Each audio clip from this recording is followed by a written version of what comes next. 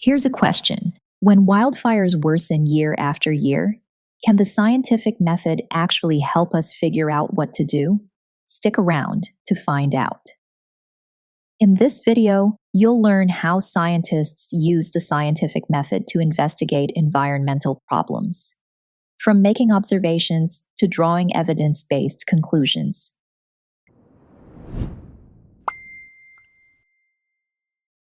It all begins with observations. The scientist notices something unusual in nature, like trees dropping leaves early or fewer birds returning in spring. Observing carefully helps define what's changing and when. Next comes the question.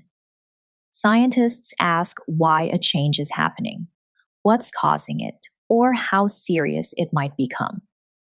These questions guide the rest of the investigation.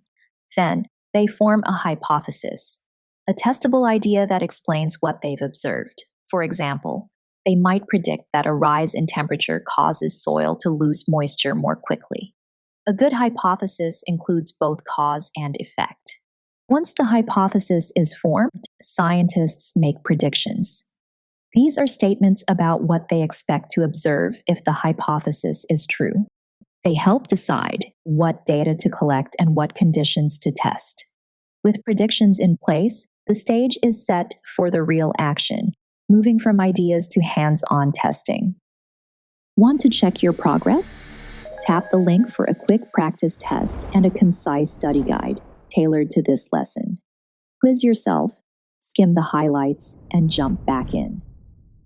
Now it's time to put that plan into motion, running an experiment to see if the evidence matches your prediction.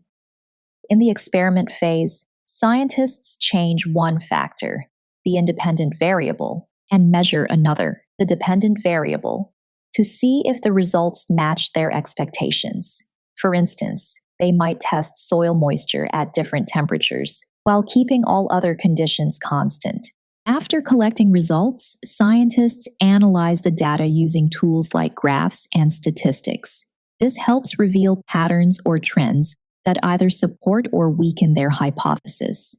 Finally, scientists draw conclusions. If the results support the hypothesis, that's great. If not, they revise the idea and test again. Even a rejected hypothesis gives valuable information because it's how science moves forward. The scientific method isn't just for labs. It's used in the real world to solve big problems.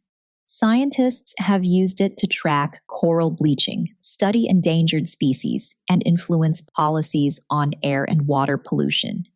To recap, the scientific method starts with curiosity, observing the world, asking questions, and proposing explanations. Then, through testing and analysis, scientists build evidence to support or revise their ideas. It's how we move from guesses to facts.